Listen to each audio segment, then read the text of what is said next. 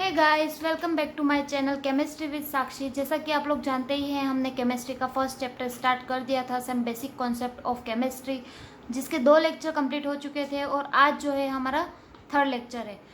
आज हम जो पढ़ने वाले हैं वो मेज़रमेंट की जो यूनिट्स थी उसके तरीके को आगे बढ़ाते हुए हम मेज़रमेंट की और भी यूनिट्स के बारे में पढ़ने वाले हैं। कल हमने पढ़ लिया था कि जो इंटरनेशनल सिस्टम ऑफ यूनिट है, जिसको हम ऐसा यूनिट बोलते हैं, उसके 7 बेसिक यूनिट जो थी उसके बारे में हमने पढ़ लिया था। और आज भी हम उसी तरीके को, मेज़रमेंट के तरीके को आगे बढ़ते हुए कुछ यूनिट्स के बारे में डिस्कस करेंगे, जिसमें से फर्स्ट और मोस्ट इम्पोर्टेंट यूनिट है जिसका नाम है mass and weight. Mass and wait.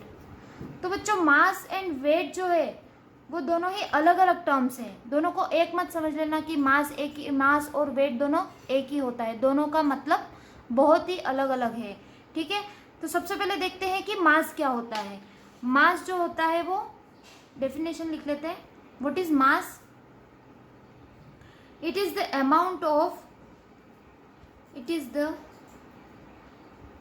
Of matter present in it. Matter present in it मतलब क्या हुआ बच्चों यहाँ पे कि किसी भी बॉडी है, पर्टिकुलर कोई ह्यूमन बॉडी की बात कर लेते हैं हम।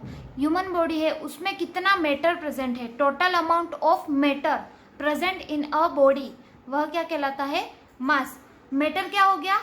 That have mass and occupies space is called matter. Matter की डेफिनेशन हमने पढ़ी ली थी सबसे पहले चैप्टर में, मतलब सबसे पहला जो लेक्चर था हमारा उसमें हमने पढ़ ली थी। तो टोटल अमाउंट ऑफ मैटर जो कहलाएगा वह क्या कहलाएगा? मास कहलाएगा। मैटर क्या क्या हो सकते हैं? जैसे कि किसी भी ह्यूमन बॉडी में मैटर हो गया, उसका बॉडी में जो ब्लड होता है, बॉडी के जो पार्ट्स होते हैं, उसके हैंड हो गए, आइस हो गई, हेयर हो गए, और जो ब्लड होता है, ऑर्गन्स जो होते हैं, ये सारे मिलके क्या बनाते हैं? मैटर बनाते हैं। तो किसी भी मैटर का जो टोटल अमाउंट होता है किसी भी बॉडी में प्रेजेंट, वह क्या कहलाता है? मास कहलाता है। तो मास की डेफिनेशन तो ये हो गई, लेकिन वेट क्या कहलाता है? वेट क्या होता है? वेट जो होता है, it is the force exerted by gravity on an object। किसी भी ऑब्जेक्ट पे जो ग्रेविटेशनल फोर्स वर्क कर रहा है वह क्या कहलाता है? वेट कहलाता है। वेट में मास तो आएगा, मास है वो तो कांस्टेंट है, मास जो है वो कांस्टेंट है। मास के अलावा प्लस उसमें ग्रेविटेशनल फोर्स जब ऐड हो जाएगा वह क्या कहलाता है? वेट। जैसे कि हम अर्थ पे रहते हैं, अर्थ पे ग्रेविटेशनल फोर्स जो होता है वो सबसे ज़्यादा होता है। ठीक है, तो किसी भी ह्यूमन का जो वेट होता है वह क्या कहलाता है? मास प्लस उसका ग्रेविटेशनल फोर्स जो लग रहा है वह क्या कहलाता है? वेट कहलाता है। फॉर एग्जाम्पल, अगर हम किसी और प्लेनेट पे चले जाए, जैसे कि किसी मंगल ग्रह पे चले जाए या और ग्रह पे चले जाए, तो हमारे वेट में चेंज हो सकता है, क्योंकि वहाँ का ग्रेविटेशनल फोर्स जो है वो यहाँ से बिल्कुल अलग है, या तो कम हो सकता है या ज़्यादा हो सकता है। तो वेट जो होगा वो अलग अलग जगह पर जाने पर चेंज होता रहेगा, और मास जो होगा वो चेंज नहीं होगा, क्योंकि मास तो टोटल अमाउंट ऑफ मैटर है, वह तो फिक्स हो गया। तो मास जो होगा वो कांस्टेंट रहेगा। तो हम इसमें एक और पॉइंट लिख लेते हैं। मास जो होता है वो मास रिमेन्स कांस्टेंट। मास क्या होगा? हमेशा कांस्टेंट रहेगा। लेकिन वेट क्या होता है? वेट कांस्टेंट रहेगा क्या? नहीं, वेट कांस्टेंट नहीं रहेगा। It may vary from one place to other due to change in gravity. जैसा कि मैंने बताया था, ग्रेविटेशनल फोर्स हर जगह पर अलग अलग होता है, तो एक जगह से हम दूसरी जगह पर जब जाएंगे तो वेट चेंज हो सकता है, लेकिन मास जो होगा वो कांस्टेंट रहेगा, वह चेंज नहीं होगा। तो यही मेजर डिफरेंस है मास और वेट में, दोनों एक टर्म नहीं है। लेकिन जो इसकी एसआई यूनिट होती है, मास की एसआई यूनिट हमने 7 बेसिक यूनिट जो ऐसा इंटरनेशनल सिस्टम ऑफ यूनिट थी उसमें हमने पढ़ ली थी। मास की यूनिट क्या होती है? किलोग्राम। तो SI यूनिट ऑफ मास या फिर वेट क्या होगी? किलोग्राम। ठीक है बच्चों, किलोग्राम जो होगी इसकी SI यूनिट होगी। लेकिन क्या होता है बच्चों, ये किलोग्राम जो है वो बहुत ही बड़ी यूनिट है। केमिस्ट्री में प्रैक्टिकल करने के लिए हमें बहुत ही कम केमिकल का यूज करना पड़ता है, हमें बहुत ही कम केमिकल मिलता है। तो ऐसे में हम क्या करें, ऐसे में जो होता है वो बहुत ही एक छोटी यूनिट का यूज किया जाता है, जिसको हम सब जानते ही हैं, जिसको बोला जाता है ग्राम। ठीक है बच्चों, तो ग्राम जो होता है और किलोग्राम जो होता है उसका कन्वर्जन देख लेते हैं। सबसे पहले 1 किलोग्राम बराबर 1 किलोग्राम इज इक्वल टू 1000 ग्राम। ये कन्वर्जन आप लोग याद रखेंगे। 1 किलोग्राम इज इक्वल टू 1000 ग्राम। ठीक है, तो मास और वेट क्या होता है, इसकी SI यूनिट क्या होती है और इसका कन्वर्जन क्या होता है ना, समझ में आ गया? ठीक है, तो अब हम आगे बढ़ते हैं। हमारा सेकेंड जो टॉपिक है, सेकेंड जो यूनिट है मेजरमेंट की, वह है वॉल्यूम। जो हमारी 7 बेसिक यूनिट थी उसमें वॉल्यूम नहीं था। यहाँ पे हम वॉल्यूम को डिटेल से पढ़ेंगे। वॉल्यूम होता क्या है, वॉल्यूम की SI यूनिट क्या होती है। वॉल्यूम की डेफिनेशन लिख लेते हैं। सबसे पहले वॉल्यूम क्या होता है, it is the amount of space occupied by a substance। देखो बच्चों, यहाँ पे वॉल्यूम जो होता है वो लिक्विड के लिए ही नहीं होता है, मतलब लिक्विड के लिए ही वॉल्यूम का यूज नहीं करते हैं। वॉल्यूम का मतलब होता है कि कोई भी चीज है, फॉर एग्जाम्पल कोई भी एक 1 लीटर की बोतल है, उसमें हम कितना पानी भर सकते हैं, मतलब उसमें कितनी कैपेसिटी है पानी भरने की, वह उसका वॉल्यूम हो गया।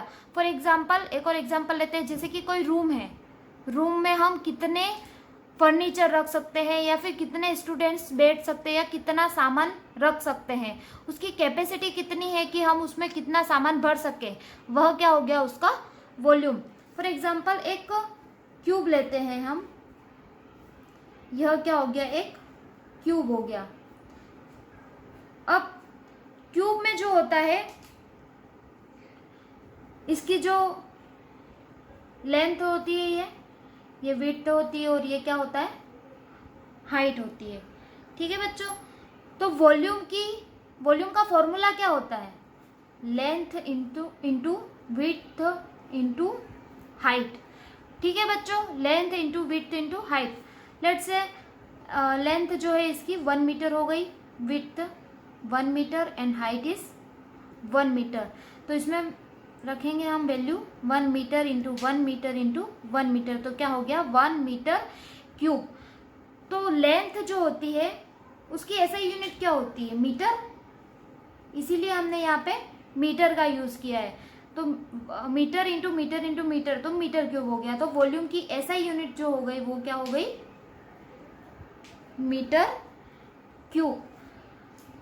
जैसा कि लेबोरेटरी में किलोग्राम के लिए ग्राम का यूज, किलोग्राम का इंटर कन्वर्जन 1000 ग्राम था, ग्राम में हम केमिकल यूज करते थे, उसी प्रकार से यहाँ भी मीटर क्यूब जो है वो बहुत बड़ी यूनिट है, हमें छोटी यूनिट यूज करनी होगी। फॉर एग्जाम्पल सेंटीमीटर क्यूब हो गई, डेसीमीटर क्यूब हो गई, इसी प्रकार से।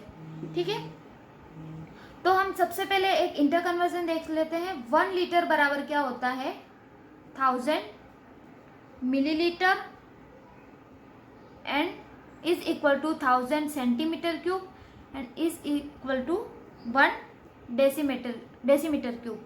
ठीक है बच्चों, 1 लीटर बराबर 1000 millilitre is equal to 1000 centimetre cube is equal to 1 decimetre cube. इसका यह इंटर कन्वर्जन है, ये आपको ध्यान रखना बहुत ज़रूरी है, इसमें बहुत ही ज़्यादा कन्फ्यूज़न होता है बच्चों को, तो ये आप याद कर लेना। ठीक है बच्चों, तो वॉल्यूम के मापने के लिए जो केमिस्ट्री में लैब में जो होते हैं वह क्या क्या होते हैं, ब्यूरेट होता है, पिपेट होता है, वॉल्यूमेट्रिक फ्लास्क होता है, सिलेंडर होता है, यह सब आपको केमिस्ट्री लैब में देखने को मिलेंगे। ठीक है, तो यह आप एक बार स्क्रीनशॉट ले लीजिए इसका या फिर कॉपी में नोट डाउन कर लीजिए।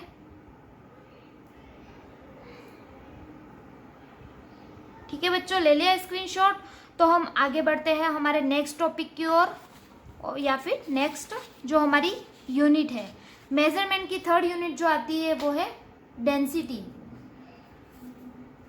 डेंसिटी जो कि हमारी 7 बेसिक यूनिट में नहीं थी, इसको हम पढ़ेंगे यहाँ पे। डेंसिटी क्या होती है बच्चों? डेंसिटी जो होती है इसकी सीधी सी डेफिनेशन है मास बाय वॉल्यूम। मास और वॉल्यूम की डेफिनेशन हमने इससे पहले फर्स्ट और सेकंड पॉइंट में पढ़ ली थी। मास बाय वॉल्यूम जो होता है वो क्या कहलाता है? डेंसिटी कहलाता है। इसका फॉर्मूला भी इसी प्रकार से लिखेंगे, density is equal to mass divide by volume. Density क्या होती है? मास डिवाइड बाय वॉल्यूम होती है। ठीक है, तो इसके एसआई यूनिट हम किस प्रकार से निकालेंगे? एसआई यूनिट जो होती है इसकी, मास की एसआई यूनिट हमने देख ही ली थी, क्या होती है? किलोग्राम। इससे पहले मैं बता दूं, डेंसिटी जो होती है उसको हम रो से डिनोट करते हैं। यह पी नहीं है बच्चों, यह रो है, ROW, रो। ठीक है, तो rho is equal to kilogram, और वॉल्यूम की यूनिट क्या थी? Metre cube. Kilogram per metre cube, इसको इस प्रकार से भी लिख सकते हैं, और किलोग्राम पर मीटर क्यूब। कोई भी चीज डिवाइड में होती है तो यह ऊपर जाती है तो यह इसका साइन जो होता है वो चेंज हो जाता है। जैसे कि यहाँ पे +3 था तो यह ऊपर जाके -3 हो गई, तो इसकी यूनिट क्या हो गई?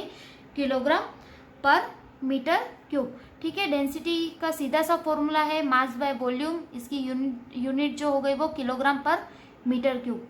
अब हम नेक्स्ट टॉपिक की ओर बढ़ते हैं। हमारा लास्ट मेजरमेंट का जो यूनिट है वह है टेम्परेचर। टेम्परेचर क्या होता है बच्चों? यह वर्ड सबको पता ही है, टेम्परेचर क्या होता है। टेम्परेचर बच्चों क्या होता है? एक प्रकार की एक स्केल है जो हीट को मेजर करती है। जैसे कि हमको बुखार आता है तो हम किसका यूज करते हैं? थर्मोमीटर का। टेम्परेचर को जो मेजर करने के लिए जो होता है वो क्या कहलाता है? Thermometer. Thermometer.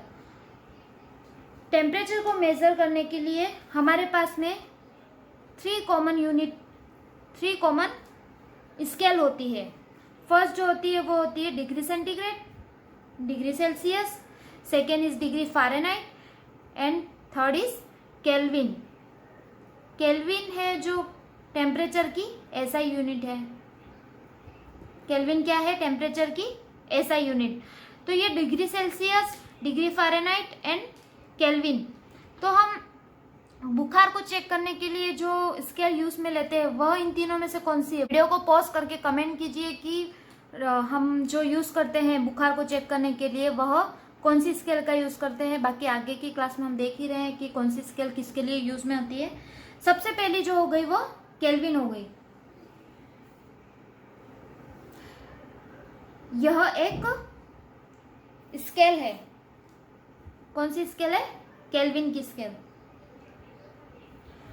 And this is our second scale, centigrade scale, degree Celsius के, degree Celsius, and the third is Fahrenheit, degree Fahrenheit. ठीक है, यह हमारे पास 3 स्केल है। डिग्री सेल्सियस में क्या होता है? यह 0 डिग्री सेल्सियस होता है जो हमारा फ्रीजिंग पॉइंट होता है। फ्रीजिंग पॉइंट होता है किसका? वाटर का, जिस पे वाटर फ्रीज हो जाता है। और ये हो गया 100 डिग्री सेल्सियस, जिसमें यह वाटर का जो होता है वो बॉइलिंग पॉइंट हो गया। ठीक है बच्चों, इतना समझ में आ गया कि 0 डिग्री सेल्सियस पे वाटर जो होता है वो फ्रीज हो जाता है, और 100 डिग्री सेंटीग्रेड पे यह बॉईल हो जाता है वाटर जो होता है। ठीक है, तो अब हम केल्विन और फ़ारेनहाइट का कैसे निकालेंगे? तो इसके लिए हमारे पास एक फॉर्मूला है, degree Fahrenheit is equal to 9/5 into degree Celsius plus 32। और केल्विन के लिए जो फॉर्मूला है वो है K is equal two degree Celsius plus 273.15। चलो तो अब इसमें वैल्यू रखते हैं। डिग्री सेल्सियस की हमको पता ही है, यहाँ पे फर्स्ट जो हो गई वो 0 डिग्री सेल्सियस के लिए निकालेंगे। 9/5 इंटू डिग्री सेल्सियस के लिए क्या हो गया 0 प्लस 32, तो यह क्या हो गया पूरा 0, तो क्या आ गया हमारे पास 32 डिग्री फ़ारेनहाइट। तो यहाँ पे हम लिख सकते हैं 32 डिग्री फ़ारेनहाइट। पहले इसका निकाल लेते हैं केल्विन का, सॉरी वेरी सॉरी, यहाँ पे 32 डिग्री फ़ारेनहाइट यहाँ पे आएगा। अब हम केल्विन के लिए निकालते हैं, यह इसमें वैल्यू रखेंगे, क्या हो जाएगी 0 प्लस 273.15, तो हमारे पास जो आंसर आ गया वो आ गया 273.15। तो यहाँ पे हम लिख सकते हैं 273.15। अब सेकेंड निकालते हैं, जो बॉइलिंग पॉइंट जो होता है डिग्री फ़ारेनहाइट का, वो कैसे निकालेंगे, degree Fahrenheit is equal to 9/5 into 100 plus 32, ये 20 टाइम्स कट हो गया, 180 प्लस 32, तो ये हो गया 212 डिग्री फ़ारेनहाइट। तो यहाँ पे हम लिख सकते हैं 212 डिग्री फ़ारेनहाइट। और केल्विन के लिए क्या हो गया 100 प्लस 273.15, 373.15, तो यहाँ पे क्या लिख सकते हैं हम 373.15 केल्विन। यह इसका बॉइलिंग पॉइंट हो गया, यह फ्रीजिंग पॉइंट हो गया। तो बच्चों इस तरीके से ये तीनों स्केल होती है। डिग्री सेल्सियस की जो स्केल होती है वह हमारा जो जैसे कि हम सर्दी गर्मी, उसका तापमान कितना है, गर्मी में हमने सुना ही है 42 डिग्री सेल्सियस जो है वो हमारा तापमान हो गया है, या फिर 45 डिग्री सेल्सियस तापमान हो गया है। इस प्रकार से जो इसके लिए जो मेजर करते हैं वो स्केल होती है डिग्री सेल्सियस होती है। केल्विन की जो स्केल होती है वो हमारे साइंटिफिक फील्ड में होती है। केमिस्ट्री या फिजिक्स में हम जो स्केल का यूज करते हैं वो है kelvin scale. And degree Fahrenheit, ये स्केल जो है वो आपका बॉडी का टेम्परेचर के लिए, कि हमें कितना बुखार है, 100 डिग्री हो गया, ये सब हम देखते हैं ना, वो स्केल जो हो गई वो डिग्री फ़ारेनहाइट हो गई। ठीक है, इस प्रकार से ये 3 स्केल जो है वो टेम्परेचर को मेजर करने के लिए यूज में ली जाती है। और बच्चों ये इसका स्क्रीनशॉट ले लीजिए या फिर कॉपी में नोट डाउन कर लीजिए। ठीक है बच्चों, ले लिया स्क्रीनशॉट। ठीक है बच्चों, तो आज की क्लास के लिए बस इतना ही। हम आगे का जो टॉपिक है वो नेक्स्ट क्लास में देखेंगे। और आज जो पढ़ाया वो हमने पढ़ी 4 यूनिट। फर्स्ट थी मास एंड वेट, सेकेंड जो थी वो वॉल्यूम, थर्ड जो थी वो डेंसिटी, एंड फोर्थ जो थी वो टेम्परेचर। यह 4 आपकी मोस्ट इम्पोर्टेंट मेजरमेंट की यूनिट है। इसको बच्चों अच्छे से पढ़ लेना आप। और कोई भी आपको डाउट हो या फिर कुछ भी क्वेश्चन पूछना हो तो आप कमेंट सेक्शन में ज़रूर पूछिएगा। कमेंट करके मैं उसका रिप्लाई ज़रूर दूंगी, या फिर नेक्स्ट की वीडियो में मैं आपको उस क्वेश्चन को सॉल्व करने की पूरी कोशिश करूंगी। तो बच्चों आज के लिए बस इतना ही। आपको मेरी वीडियो थोड़ी भी पसंद आई हो तो प्लीज़ मेरी वीडियो को लाइक ज़रूर कीजिएगा। चैनल को सब्सक्राइब करना ना भूलें। अगर आपने अभी तक मेरे चैनल को सब्सक्राइब नहीं किया तो प्लीज़ सब्सक्राइब कर दीजिएगा, और अपने दोस्तों के साथ मेरी इस वीडियो को ज़्यादा से ज़्यादा शेयर करें। ठीक है बच्चों, तो मिलते हैं हम अपनी अगली क्लास में। बाय बाय बच्चों।